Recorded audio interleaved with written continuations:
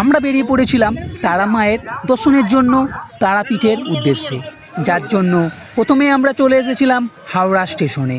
6 নম্বর platform থেকে ঠিক 12টা 15 মিনিটে আমাদের ট্রেন ছেড়ে দেয়। ট্রেনের জার্নি 3 ঘন্টার কাছে, তাই ট্রেনের ভিতরেই ঘর থেকে আনা কিছু খাবার আমরা খেয়ে নিয়েছিলাম। বলে রাখি, যারা তারাপীঠে আসবেন ভাবছেন, ট্রেন ঠিক রামপুরহাট স্টেশনে 3 নম্বর প্ল্যাটফর্মে এসে থামে। ট্রেনে প্রচুর ভিড় হয়, তাই অনেক গুঁতোগুতির মধ্যে দিয়ে বলা ভালো, সাবধানে আপনাকে ওভারব্রিজ পার করে 1 নম্বর প্ল্যাটফর্মে আসতে হবে, কারণ বাইরে যেতে হলে এখান দিয়েই যেতে হবে। এই তারা মায়ের মূর্তিটি দেখলাম, যা নতুনভাবে খুব সুন্দরভাবে প্ল্যাটফর্মের মধ্যে করা হয়েছে। স্টেশন থেকে বেরিয়েই আমাদের একমাত্র লক্ষ্য হচ্ছে কিভাবে আমরা অটো বা টোটো করে তারাপীঠের মন্দিরে যাব। তবে মন্দিরে যাওয়ার আগে পেছন ঘুরে এই যে প্ল্যাটফর্ম, সেটা নিশ্চয়ই একবার দেখার চেষ্টা করবেন, যেটি পুরোপুরি মন্দিরের আদলে কিন্তু তৈরি করা হয়েছে এবং খুবই সুন্দরভাবে তৈরি। তবে মন্দিরে যাওয়ার জন্য আপনাকে চিন্তা করতে হবে না কীভাবে যাবেন, কত টাকা পড়বে, কোত্থেকে যাবেন, সবই আপনাকে বলে দেব। তাই প্ল্যাটফর্ম থেকে যে রাস্তাটি বেরোচ্ছে সেখান থেকে সোজা চলে আসুন। এসেই দেখবেন অনেক টোটো, অটো সবাই ঝাঁক করে দাঁড়িয়ে আছে। কেউ 50 টাকা, কেউ 40 টাকা ভাড়া আপনার জন্য বলবে মাথা পিছু। তাই ওদের রাস্তায় না গিয়ে সোজা যে রাস্তাটি চলে এসছে সেখান দিয়ে আপনাকে 2 মিনিট হেঁটে আসতে হবে। তাহলে আপনি 20 থেকে 25 টাকার মধ্যে তারাপীঠ পৌঁছতে পারবেন। সামনে কিছুটা এলেই আপনি একটি বড় ঘড়ি দেখতে পাবেন, আর সেখান থেকেই আপনি টোটো বা অটো ভাড়া করে নিন। 20 থেকে 25 টাকা পড়বে। আপনি যদি গ্রুপের সঙ্গে আসেন তাহলে আরও ভালো। এখান থেকেই আমরা গিয়েছিলাম তারাপীঠের উদ্দেশ্যে। তবে তারাপীঠ যেতে গেলে আপনাকে এই অটো বা টোটো করে 10 থেকে 15 মিনিট তো হয়তো সময় লাগবেই।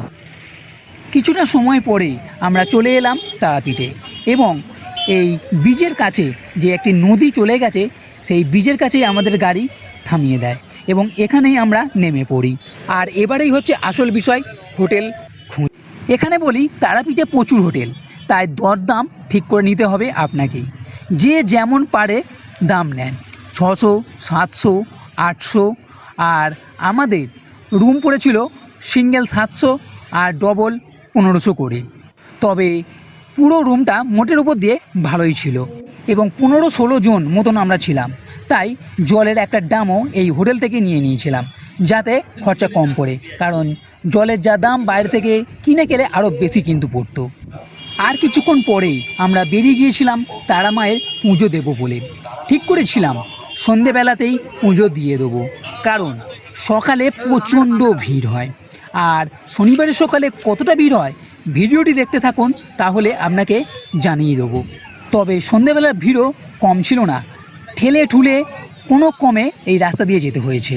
তবে মন্দিরের রাস্তাটা কিন্তু চমকপ্রদ, সেটা তো বলতেই হবে।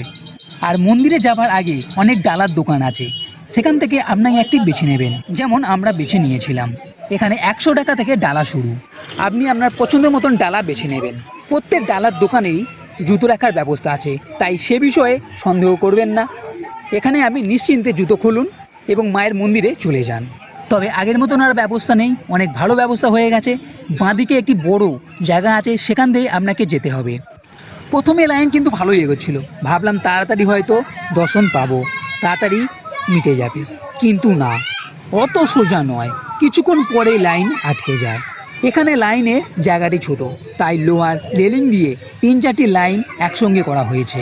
15 মিনিট করে যাচ্ছি, ব্যাস, তারপরেই আবার 15 মিনিট আটকে যাচ্ছে।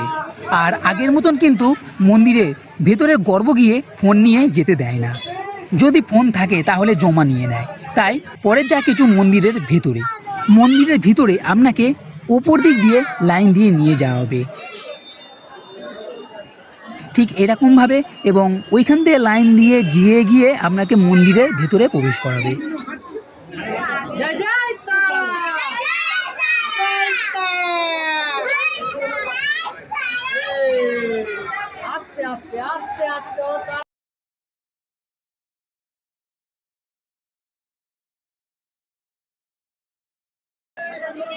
এবং পুজো দিয়ে আমরা চলে এসেছি মন্দিরের ভিতরে। মন্দিরের ভিতরে পরিসরটাও অতটা বড় নয়, তবে একটু যদি বেশি ভিড় হয় তাহলে ঠেলাঠেলি কিন্তু হবে। তাহলেও তারা মায়ের দর্শন পাওয়ার জন্য এটুকু তো ঠেলাঠেলি করা যেতেই পারে। আর প্রচুর লোকও তারা মায়ের দর্শনের জন্য কিন্তু এখানে এসেছে।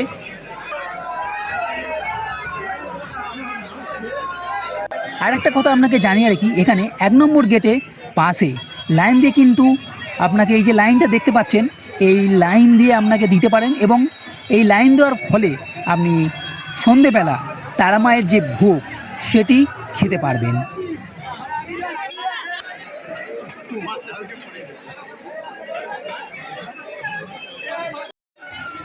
আর আগে যেটা বলেছিলাম সকালে কতটা ভিড় থাকে সেটা আপনাকে দেখাবো। আর সকালে কতটা ভিড় থাকে সেটা দেখার জন্যই তো গিয়েছিলাম, কিন্তু যা দেখলাম তাতে চক্ষু চড়ক গাছ অবস্থা। এত ভিড় যে পা গলানোর পর্যন্ত জায়গা নেই। এবং এখানে প্রত্যেক মুহূর্তের জায়গায় জায়গায় মাটির ঝগড়া তো লেগেই আছে। আপনি যেদিকে তাকাবেন সেদিকেই ঝগড়া আর ঝগড়া। এদিকে দেখছেন এদিকে ঝগড়া হচ্ছে, এদিকে দেখবেন ওদিকেও ঝগড়া হচ্ছে। এবং কিছু বৌদিদের তো দেখলাম রেলিং ধরে উঠে পড়েছে সে আগে যাবে বলে। কি অবস্থা! এ ওখান দিয়ে ঢোকার চেষ্টা করছে, এ ওখান